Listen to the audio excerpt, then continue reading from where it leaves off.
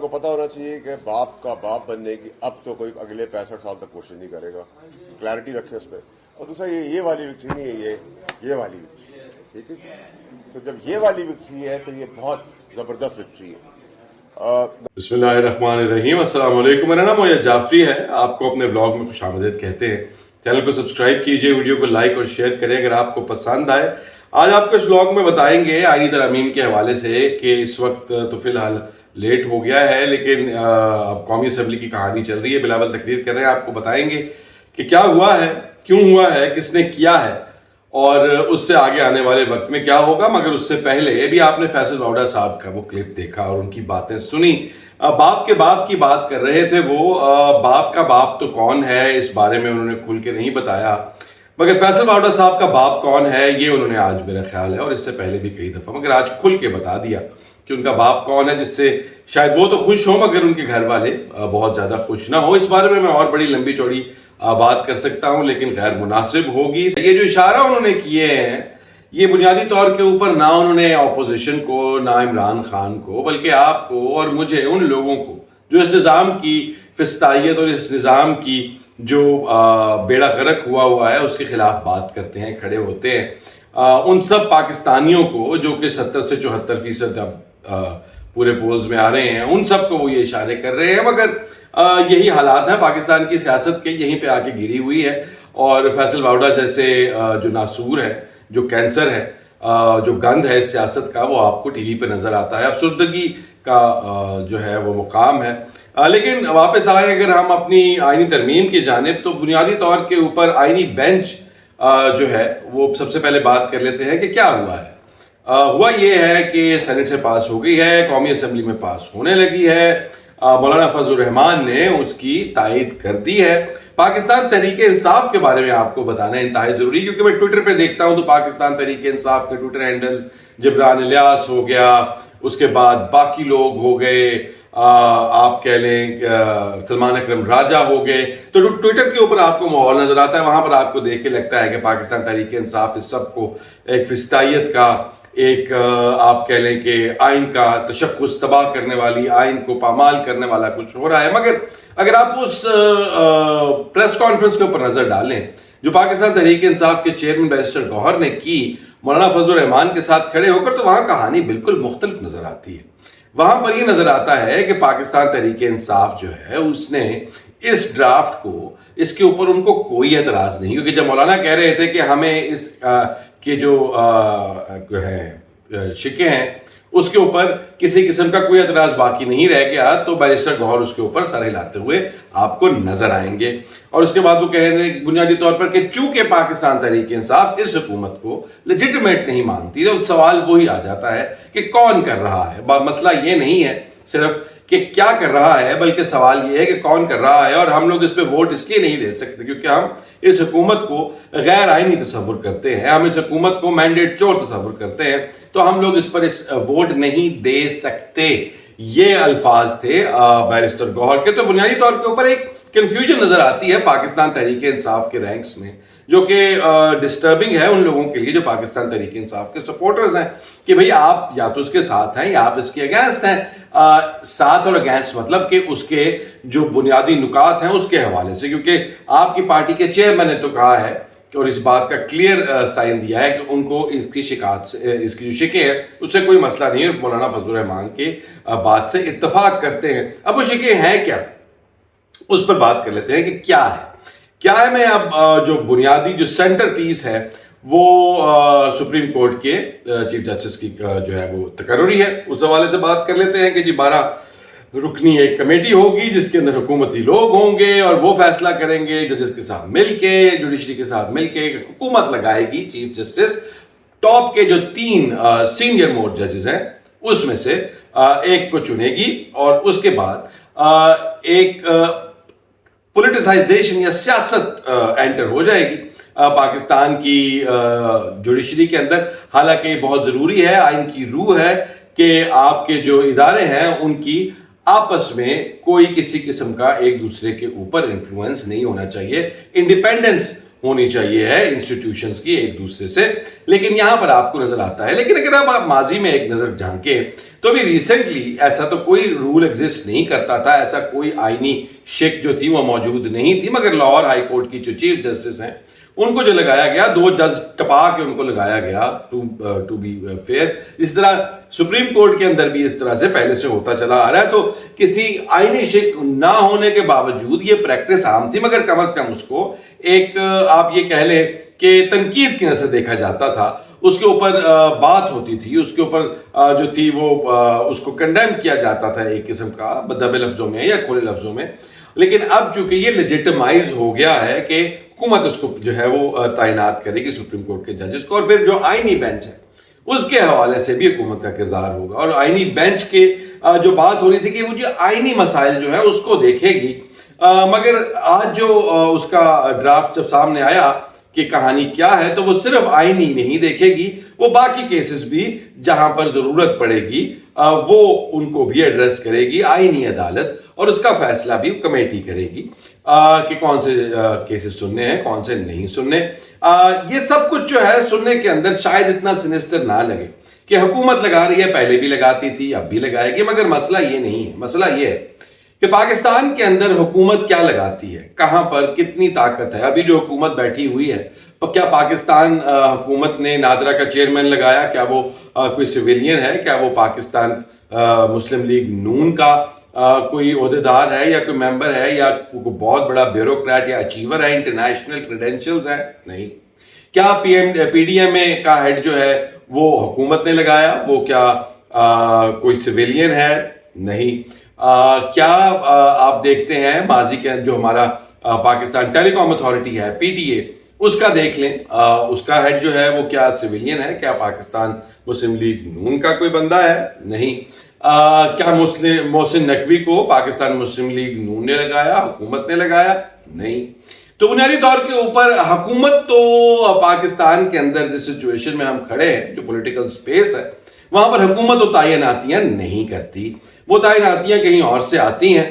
اور یہ جو آئینی شکیں ہیں یہ بنیادی طور پہ ان ہاتھوں کو مضبوط کرتی ہیں جو یہ تعیناتی کرنے کے اور یہ اپوائنٹمنٹس کرنے میں پہلے سے ہی ماشاءاللہ سے کافی زیادہ ایکٹیو ہے. تو یہ بات واقعتاً ایک انتہائی پریشان کن عمل ہے، مگر کچھ لوگوں کو یہ عمل پریشان کن نہیں لگتا، جیسے کہ ایمل ولی خان صاحب جو آج کھڑے ہو کر میں کہتا ہوں کہ شاید فیصل واڈا صاحب کو ٹکر دینا چاہتے تھے.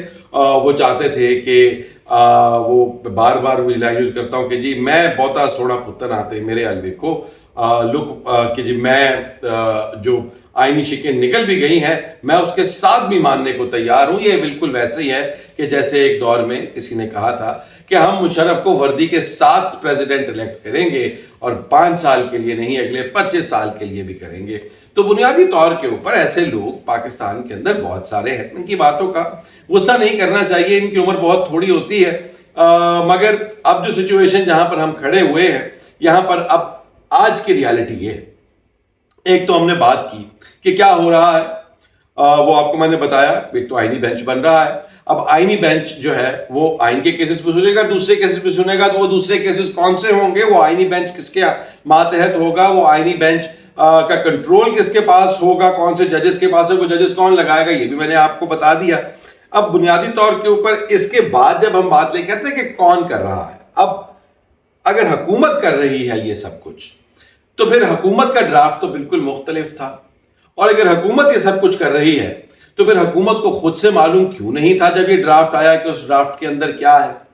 حکومت اگر یہ سب کچھ کر رہی ہے تو پاکستان پیپلز پارٹی جو بلاول بھٹو زرداری بار بار یہ بات کیوں کہتے ہیں، آج بھی انہوں نے کھڑے ہو کے پارلیمان کے اندر یہ لائن بولی، حیدرآباد کے جلسے میں بھی انہوں نے یہ بات بولی کہ پاکستان کے اندر ایک مخصوص سیاسی سپیس ہے، پاکستان کے اندر سیاسی آزادی نہیں ہے، پاکستان کے اندر جو ہے اسی ایک کھڈی جو ہمیں ملی ہوئی ہے اسی میں ہم نے اس کھڈی میں لڈی ڈالنی ہے اس لٹ کھڈی کے اندر رہ کے ہم جتنی لڈی ڈال سکتے ہیں ہمیں ڈال لینی چاہیے، صبر شکر کرنا چاہیے، اور اس کے بعد ہم لوگوں کو اپنی جو ہے کل کے بارے میں سوچنا چاہیے۔ تو وہ آپ کے گھر کو جو ایک کھڈ میں تبدیل کیا ہے بنیادی طور کے اوپر، اب بلاول کی باتوں سے بھی یہ کلیئر ہے کہ یہ کہاں سے آئینی جو اصلاحات ہیں یہ آئی ہیں مستقبل کے اندر۔ اب قاضی فائز عیسیٰ کے حوالے سے جو بات چیت اس سے چل رہی ہے کہ انہوں نے کھڑے ہو کر اعظم نذیر ترڑ صاحب نے صاف صاف کہا کہ جی وہ ایکسٹینشن نہیں لے رہے، وہ گھر جا رہے ہیں، اور یہ بات جو ہے یہ ایک روز روشن کی طرح یہاں ہے کہ ان کو کسی قسم کی کوئی توسیع نہیں مل رہی۔ اب بات سوالیہ نشان جو اگلا آ کر کھڑا ہوتا ہے وہ جسٹس منصور علی شاہ کے حوالے سے کھڑا ہوتا ہے کہ کیا جسٹس منصور علی شاہ اگلے چیف جسٹس آف پاکستان بنیں گے؟ اگر چیف جسٹس آف پاکستان بنیں گے تو اس کے بعد اب یہ آئینی شک کا جو مکمل ڈرافٹ ہے یہ بھی میں سننا چاہ رہا تھا، جو انہوں نے موٹی موٹی باتیں بولی وہ آپ کے ساتھ میں شیئر کر رہا ہوں، مگر تفصیل جو انتہائی اہم ہے وہ یہ ہے کہ آئینی عدالت جو ہے اس کا آئینی بینچ جو ہے اس کی پاورز سپریم کورٹ کے حوالے سے کیا ہوں گی، اور کیا وہ سپریم کورٹ کے اوپر جو ہے وہ سپرسیڈ کرے گا آئینی معاملات پر کہ نہیں، یہ چیز جاننی انتہائی اہم ہے۔ اس کے بعد حکومت نے یہ بات بھی طے کی کہ آپ سے جو پلیڈ کیا گیا ہے آپ اسی کا جواب دیں گے۔ بنیادی طور کے اوپر ریزرو چیز کے کیس کے اوپر حکومت جو ہے وہ بہت اپسیٹ ہے، اور ان کو یہ خوف ہے۔ دیکھیں، پاکستان تحریک انصاف جب حکومت میں تھی تو پاکستان مسلم لیگ نون اور پاکستان پیپلز پارٹی اور تمام جو پی ڈی ایم کی جماعتیں تھیں انہوں نے ایک بہت بڑی غلطی کی۔ ان کو یہ لگا کہ جسٹس کے جو جنرل فیض ہیں اگر وہ چیف آف دی آرمی صاحب بن گئے تو اس کے بعد پھر اگلے 25 سال تک ہم لوگوں کی سیاست تو ہو گئی ختم۔ تو ہم لوگوں کے پاس واحد راستہ اپنی سیاست کو بچانے کا یہ ہے کہ ہم عمران خان کو جو ہے وہ ووٹ آف نو کانفیڈنس کریں تاکہ ہم لوگ جنرل فیض سے اپنی جان بچا لیں۔ حالانکہ وہ پاکستان کی تاریخ کو بہت اچھے سے جانتے ہیں کہ جس نے بھی کسی جنرل کو اٹھا کر اپنی مرضی سے چیف آف دی آرمی صاف لگایا ہے اس کا اسی جنرل نے جو ہے وہ دبل کٹ لگائی ہے۔ اس میں آپ ضیاء الحق کو دیکھ لیں، اس میں آپ پرویز مشرف کو دیکھ لیں، آپ کسی کو بھی اٹھا کے دیکھ لیں، پاکستان کی تاریخ جو ہے یہ بار بار اس طرح سے ریپیٹ ہوئی ہے۔ مگر چونکہ پی ڈی ایم کو لگتا تھا کہ ایسا ہونے جا رہا ہے تو انہوں نے عمران خان کی ایک انتہائی غیر مقبول حکومت کو جو ہے وہ باہر کیا، اس کے نتیجے میں ان کی ہمدردیاں بڑھی اور آج جہاں پر ہم کھڑے ہیں وہاں پر کھڑے ہیں۔ اب سچویشن یہ ہے کہ اس حکومت کو ان کا جو جنرل فیض ہے وہ منصور علی شاہ بن گئے۔ ان کو یہ لگتا ہے کہ منصور علی شاہ اگر چیف جسٹس آف پاکستان بن جائیں گے تو وہ اسی وقت جو ہے الیکشن پٹیشنز اور الیکشن کے معاملات کو اٹھائیں گے اور ہماری حکومت جاتی رہے گی۔ حالانکہ اس بات کی کوئی مصدقہ گارنٹی نہیں ہے۔ پاکستان کے اندر کب اس طرح کا کبھی کوئی جوڈیشل ایکٹیویزم کامیاب ہوا ہے؟ ہم لوگ جوڈیشل ایکٹیویزم کی سب سے ٹاکسک سٹیٹ جو ہے وہ افتخار چودھری کی شکل میں دیکھ چکے، وہ ہم ثاقب نثار کی شکل میں دیکھ چکے ہیں۔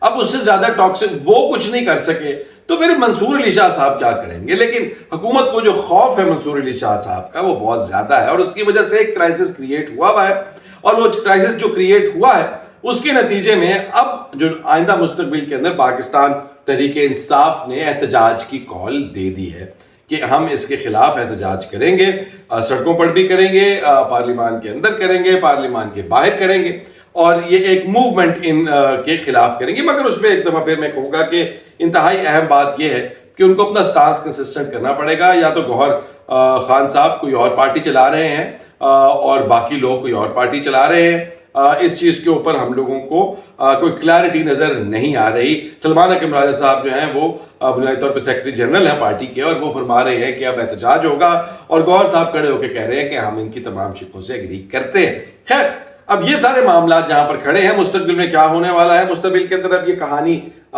جہاں سے چلے گی، قاضی فائز صاحب واپس جائیں گے، حکومت نے یہ کلیئر کر دیا ہے۔ اس کے بعد کیا ہوگا؟ اس کے بعد یہ ہوگا کہ اگلے چیف جسٹس کی تقرری کا معاملہ جو ہے اگلے 3 دن کے بعد ہے، وہاں پر پتہ لگے گا، اور وہاں پر ہماری خبر یہی ہے کہ اگر منصور علی شاہ صاحب کو سائیڈ لائن کیا گیا، یا اگر آئینی بینچ جو ہے اس کی تشکیل نے منصور علی شاہ جو چیف جسٹس آف پاکستان، جو highest order, the highest office in Pakistan judiciary ہے، اس کو انڈرمائن کیا گیا، تو وہ اس میں کیسے ریاکٹ کریں گے؟ یہ چیز ڈیفائن کرے گی آنے والے وقت میں پاکستان کے اندر جو بھی سیاسی استحکام یا غیر استحکام کی سچویشن ہے اس کو۔ اور پاکستان کے اندر جو اکانومی کی سچویشن ہے اس کو بھی، کیونکہ اگر سیاسی غیر استحکام ایک دفعہ پھر کھڑا ہو گیا تو یہ جو ابھی آئینی عدالت اور آئینی بینچ کی کہانی کے بیچ میں جو ایک تھوڑا سا ٹیمپریچر نیچے آیا تھا، اس سب کو دیکھتے ہوئے آئندہ آنے والے وقت کے اندر یہ زیادہ دیر نہیں چلے گا. اب آگے چل کے آپ کو کل اس کے اوپر میں مزید ڈیٹیل سے کوشش کروں گا کہ ان تمام شکوں کو جو ہے وہ ان ڈیپتھ جو ہے انویسٹیگیٹ کیا جائے، ان کی ریپرکشنز نکالے جائیں اور وہ آپ کو بتائیں گے. مگر جہاں پر اگر آپ دیکھیں کہ کنسنسس بلڈنگ کے حوالے سے کچھ پازیٹیوز ہیں، کچھ نیگیٹو ہیں. ریپ اپ کرتے ہوئے میرا اس کے اوپر تجزیہ یہی ہے کہ ایک انگیجمنٹ کا ماحول تھا ایک طرف، اور دوسری جانب جس طرح سے آج آپ کے سامنے مینگل صاحب کے، اختر مینگل کے ایم پی اے وہ سینیٹرز کو لایا گیا، وہ ایک دلخراش منظر ہے پاکستان کی تاریخ میں، پاکستان کی سیاست میں. یہ پہلی اور آخری بار نہیں ہو رہا. پہلے بھی ہمارا کلچر آج سے 60 سال پہلے، 50 سال پہلے، 30 سال پہلے، 20 سال پہلے ایسے ہی چلتا آ رہا ہے.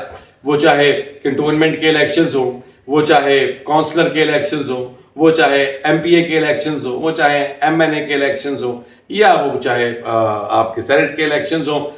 اس کے اندر آپ کو یہی پریکٹس نظر آتی ہے کہ لوگوں کو اٹھا لیا جاتا ہے، چھپا لیا جاتا ہے، اغوا کر لیا جاتا ہے، خرید لیا جاتا ہے. یہ پتہ نہیں کب ختم ہوگا. اس کے بارے میں تو ابھی نہ آپ کچھ جانتے ہیں نہ میں کچھ کہہ سکتا ہوں. وقت کے ساتھ ساتھ شاید یہ پریکٹسز کم ہوں، مگر آج جو لیجسلیشن پاس ہوئی ہے اس کے نتیجے میں تو یہ مجھے ختم ہوتا نظر نہیں آ رہا، کیونکہ اس سے تو جو یہ سارا کچھ کرنے والے ہاتھ ہیں وہ مزید مضبوط ہوتے ہیں. اللہ جانتا ہے کہ یہ کبھی اوور ٹرن ہوگی، یہ مثبت نکلے گا. بلاول بھٹو زرداری بہت بغلے مچا رہے تھے، بہت خوش تھے کہ انہوں نے اپنی والدہ کا جو ویژن ہے اس کو پورا کر دیا ہے. مگر ایٹ واٹ کاسٹ، اس کی قیمت کیا ہے؟ اور وہ ویژن انہوں نے جس طرح سے جس وقت پہ دیکھا تھا وہ کس طرح سے چاہتی تھی، اور آج اس ویژن کے پیچھے جو فورسز ہیں وہ وہی فورسز ہیں جس کے خلاف جنگ لڑتے ہوئے محترمہ بینظیر بھٹو شہید ہوئی تھیں. تو اب اس کا میں کیا کہہ سکتا ہوں. اللہ میاں جو ہے ان سب کو نیکی کی ہدایت دے، ان کے ویژن کو کھولے. کل آپ کے ساتھ ملاقات کرتے ہیں، دوبارہ ملتے ہیں اور آپ سے شیئر کریں گے کہ اس کی جو ڈیٹیل نکات ہیں وہ ایک ایک کر کے میں آپ کے ساتھ ڈسکس کروں گا اور آپ کو سمجھاؤں گا. خیال رکھیے گا. اللہ حافظ.